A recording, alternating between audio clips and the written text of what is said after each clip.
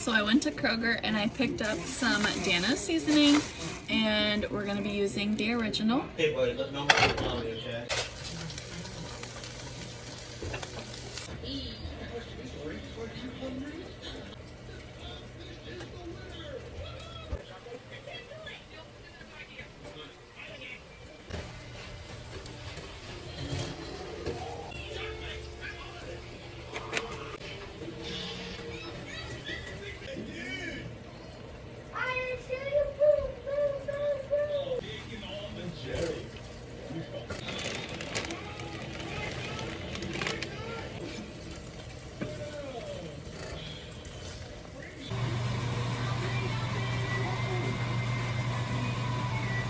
This is really good though. It's pretty fantastic.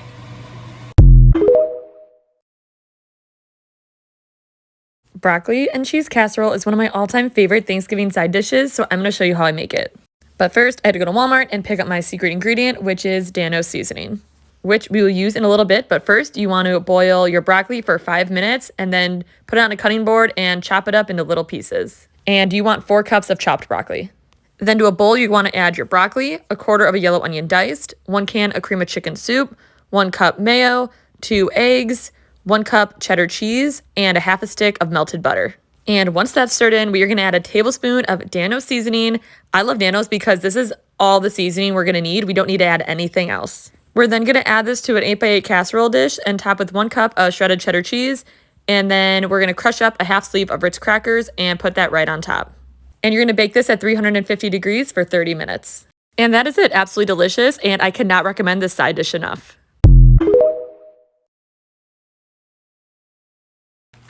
Let's make some collard greens. I already know I'm going to be posting all of my holiday recipes in the coming weeks, and I'll have them on the playlist below. The first thing you're going to want to do is wash your collard greens. They're very dirty. They have a lot of sand and dirt on them, so please make sure that you wash them very well. Once all your collard greens are washed, you're going to lay them out on a towel or whatever. I'll be cooking mine in a crock pot, but you can do it on the stove top or in an Instant Pot. Now, I go ahead and put all my ingredients for seasoning in first because these are going to take up a lot of room and I want to make sure they cook down into the seasoning. So we're going to start off with 1 yellow onion chopped, 2 or so cups of reduced sodium chicken broth. Now, you can use water, but I highly suggest that you use chicken broth. A good scoop of the chicken, better than bouillon, and by good scoop, I mean about like that much. Some onion powder, garlic powder, salt, pepper, and Tony's, because y'all already know I love me some Tony's. Now, you can honestly use any kind of smoked meat you like. I highly prefer the smoked pork neck bones. You can use smoked turkey legs. You can use sausage, ham, anything you like. This is just one of my favorites. And then I'm just going to put these down in the broth that I just made. Now we're going to cut our collard greens. The best way that I have found to cut these in large quantities is to lay like 10 or so out like this. And then roll them up tight like this. And then just chop them up. All right, here they are in my crock pot. I got it set to high. As you can see, they're overflowing, and that is totally okay. Just set your lid on there. They will cook down. All right, y'all, here they are after 4 hours. I totally forgot to show me stirring them, but now I'm going to take the neck bones out and get the meat off of those. I've got the meat back in there now, and I'm let this go for probably about 45 minutes to an hour more. All right, y'all, here they are, and y'all already know damn good and well Bubba is not going to be eating this, but he'll be in the taste test anyway. I'm serving this with cornbread because you can't have collard greens without cornbread, and then I am doing some buttered noodles. I will have this video tagged in the caption because I've already made these for TikTok, and this recipe will be coming soon, but it is also in my cookbook. All right, here is my dinner bowl. I like to put mine directly on top of my cornbread, and here is Bubba's. He is having cornbread and noodles, a carb overload. All right, let's go.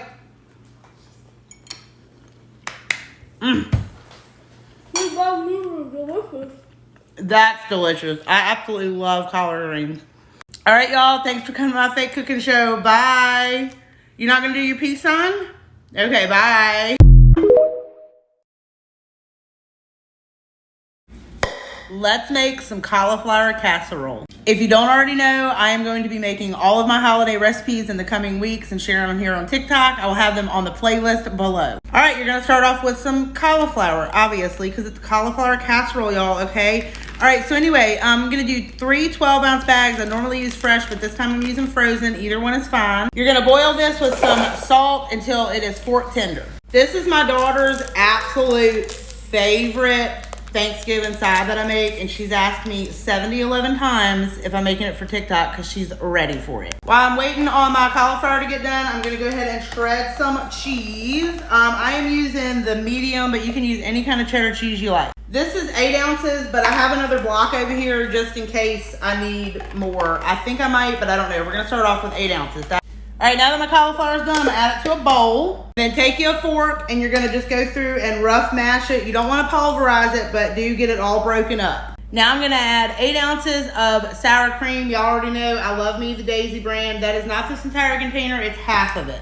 I did end up shredding 4 more ounces of cheese, number 1, because I didn't think what I had was enough, and number 2, because my kids taste tested the absolute shit out of it. And now it's my turn to keep my family safe. We gotta check and make sure it's not poisonous. I'm still chewing on cheese. I'm gonna add almost all of this, and I'm gonna save some for the top. I almost forgot to film this part, y'all, but you're gonna need half of a bag of the real bacon bits. I'm using the Great Value brand because I'm fancy. This is a 2.5 ounce container. And then season with some salt and pepper. And then mix it to combine it well. I'm using my little baby Pioneer Woman casserole dish. We're gonna transfer it into here and top it with your remaining cheese. All right, 375 degrees for 15 to 20 minutes. It doesn't take very long because it's already all cooked, just until it is hot and bubbly. All right, y'all, here it is directly out of the oven. It is beautiful. I ended up cooking this for 20 minutes. This recipe is not in my cookbook, but it's gonna be in the next one, which I hope to have coming out in the next 3 months. All right, Bubba's doing the taste test instead. Let's go. I love that stuff. That is delicious. That is delicious. All right, y'all. Thanks for coming to our fake cooking show. Bye. Besties, check out your next Thanksgiving side dish. You're gonna be lonely and single like me for the holidays. Why not just make something that makes you feel warm inside? Because no man will ever make you feel that way. Anyway, so I shucked some corn, put it in the broiler, you know, whatever. And here's something more interesting than men will ever be. Milk and butter boiled in corn. God sent, let me tell you. Look at the size of that. Started shucking some hot corn. Toxic trait is touching things that are hot, including men. Anyway, so then I started putting in some QP mayo, sugar, salt, paprika, and mozzarella. Stirred it all up. Look at that. Some green onion on top. Under 10 ingredients, y'all. Put it in the oven for 10 minutes at 400 degrees, 450, I think. And then I took it out, put it on broil for 2 minutes. 2 minutes was a little too long, maybe 1 minute next time. But it still came out pretty good. Look at that sizzling. Oh my God. This dish is a super easy dish to make and no man required. One of my favorite parts about Thanksgiving dinner is the mashed potatoes. Here's how I make mine. Peel and dice into even pieces 5 pounds of potatoes. I like to use half Yukon Gold and half russet. Place your potatoes into a pan and cover with cold water and 1 tablespoon of salt. Bring this to a boil and let the potatoes boil for 10 to 12 minutes until you can easily pierce them with a fork, then drain them. Now, I like to use a ricer for my mashed potatoes. I feel like it makes them extra creamy. Simply place your softened potatoes in the ricer and push them through. While you're doing this, in a small saucepan, heat 1 cup of milk and 6 tablespoons of butter. Pour it over your potatoes and add in 4 ounces of softened cream cheese. Gently stir together and season to taste. Thanksgiving is right around the corner, so today I'm showing you how I make collard greens. My mom taught me this way and I've been doing it ever since, but I added a little twist. I simmer a smoked turkey leg in some water for about an hour to make it tender, and then I rinse off my greens really well to get all that grit off of them. I strip them from the stems and I rip them into bite-sized pieces. Today I'm using Better Than Bouillon reduced sodium roasted chicken base, which is dairy free for all my dairy intolerant friends, and I'm seasoning with some black pepper, smoked paprika, sugar, seasoning salt, and some red pepper flakes. So then I'm just going to drop the collard greens in there. It looks like a lot, but it cooks down and you can keep adding them as they do cook down. And then I'm going to cover that and let it cook for about an hour. I also added a splash of apple cider vinegar for some acidity. And after an hour, I'm removing the smoked turkey leg so I can shred that meat. I just used 2 forks to shred it. The meat should be super tender at this point from the cooking for about 2 hours. And then I'm just going to add all of that turkey right back into the pot. It is so delicious. This has to be my favorite part, honestly. And that is all. These are your collard greens that'll make any holiday table light up. All right, you guys, I'm bringing this recipe back from last year because this is the best side dish on the Thanksgiving table besides the dressing. Even if you can't cook, you can still make this. It's like 5 things. So simple, so delicious. 2 cans of corn, a box of Jiffy cornbread mix, a stick of melted butter, and a cup of sour cream, and you are done. Add some cheese or green chilies if you want. $3.50 for 45 minutes. I promise you, this is a hit every time.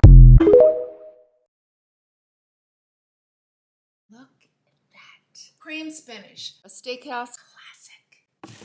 4 garlic cloves, minced. Half a cup sliced shallots. 6 or 8 quart pot. 5 tablespoons unsalted butter. Melt the butter, medium heat. Add the garlic and the shallots. Saute until you can smell it. 1 to 2 minutes. 1/4 cup all-purpose flour. This is our roux. Keep stirring about a minute. 1 1/4 cup whole milk. Cook out the raw flour flavor. This is the texture you want, like mashed potatoes. That's the process. Here's your salt, pepper, freshly grated nutmeg.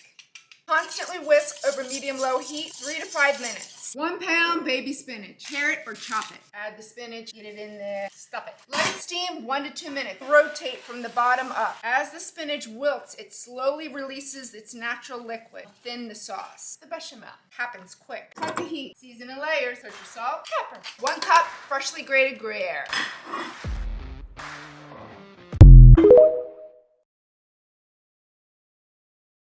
No one wants turkey, so let's talk about this honey baked ham with this pineapple brown sugar glaze. First things first, you're gonna actually use a fully cooked spiraled ham. I got this at Aldi.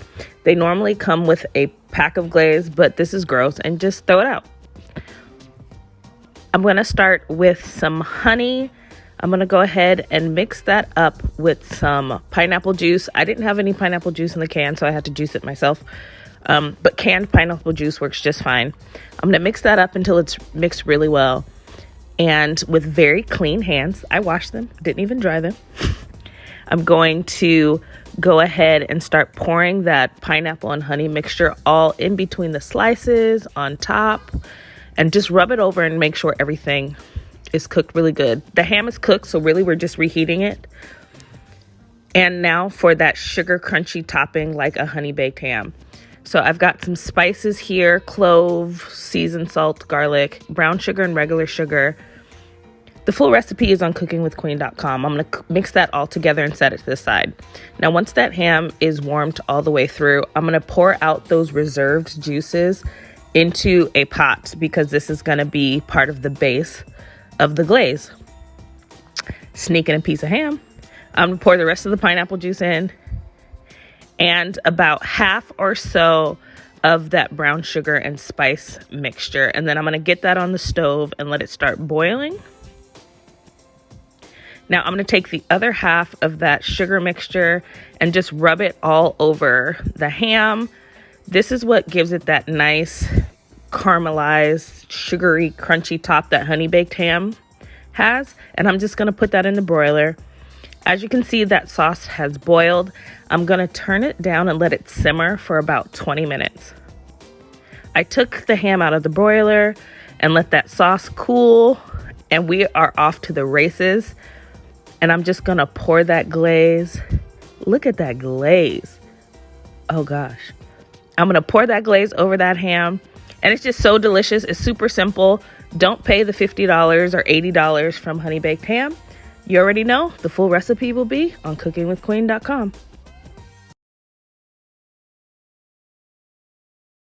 Here's what we're making for tonight's zero effort side dish, Thanksgiving edition. You guys know I love a good dump and go. This one's perfect. Add a can of cream of chicken soup to a slow cooker, frozen bag of green beans, shredded Parmesan cheese, and some of those delicious crispy onions. Adding in a little bit of milk. Again, this is zero effort, so we do not measure. Last but not least, putting in some of the Dano seasoning. This stuff went viral. I got it at Walmart. It's actually really good. Once you got everything in, you're gonna mix it around. That's what it's gonna look like. You know the drill, cover and cook. Delicious. You just gotta see a close up. It's so good. Do not sleep on this recipe.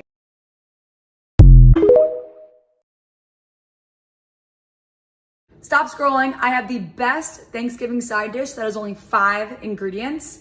Foolproof. Anyone can make this. I promise you. Let's get into it.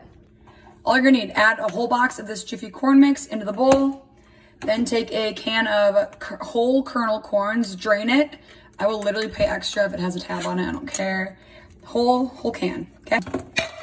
A whole can of cream style corn. It's gonna add that nice moistness, okay? If you don't like the word moist, just grow up. Next, we're gonna add a cup of sour cream, whole cup. Literally everything is just a 1 measurement. So 1 can of cream corn, 1 can of kernel corn, 1 box of corn mix, 1 cup of sour cream, and then 1 stick of butter melted. Bada bing, bada boom. Literally that is it. Mix her up. All right, we're all mixed up. Spray a casserole dish. Do like an 8x8. Honestly, like, it doesn't really matter. And pour her in. You're gonna pop her in the oven for like 55 minutes to an hour until just it's baked all the way through. And then you literally have the best, easiest, quickest Thanksgiving side dish ever.